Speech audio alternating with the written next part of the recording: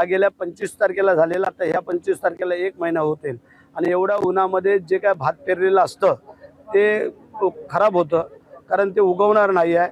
म्हणून एकतर दुबार पेरा करावा लागेल किंवा म्हणजे पाखरे असतात छोटे मोठे, ते टिपून ते दाणे खातात आणि ते आपल्याला पेरा उगू शकत नाही. अशा परिस्थितीत सरकार काय शेतकऱ्यांना मदत करणार आहे? कारण आतापर्यंत आता सध्या संकटात आहे. आतापर्यंत ज्या ज्या वेळेला संकट आले त्या वेळेला महायुतीच्या सरकारने आपल्याला मदतच केलेली आहे आणि आताही जसं संकट येईल तसं मदत करू, काय काळजी करायचं कारण नाही. आज मी एवढं वयाच्या 60 वर्ष झाली, पण मी असं कधी संकट कधी बघितलं नाही.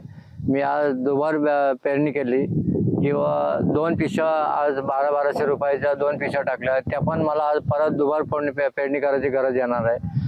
त्याच्या पुढे काय करणार आता, काय संकट हे कसं हे करायचं हे तुम्ही जर सरकारने निर्णय घ्यावा. 1800ची पिशवी 2200 पर्यंत गेली. खत आमच्यावर खताचं 1700 रुपये होते, 2250 गेली. मानगत खतं पण भेटत नाही आम्हाला आणि एवढं आमच्यावर संकट आहे एखाद्या या झाडावरती टांगून पण जीव देऊ अशी परिस्थिती आमची झालेली आहे. तर सरकारने आम्हाला खरं तात्काळ मदत करावी हीच आमची इच्छा आहे. निसर्गामुळे शेती कमी होत आली आणि सरकार काय मदत करत नाही. कोकणात वरती लोकांना मदत भेटते, कोकणातला शेतकऱ्याला मदत भेट नाही. कोकणातला शेतकरी साधा आहे, काय मोर्चा नेऊ शकत नाही, काय करू शकत नाही आणि मग तो काय त्यातनं जोर करून पुन्हा शेती करायचा प्रयत्न करतोय. पण या वर्षी तर मोठा दुष्काळ आहे, त्यामुळं शेतकरी आता कंटाळून काय करेल का सांगता येत नाही.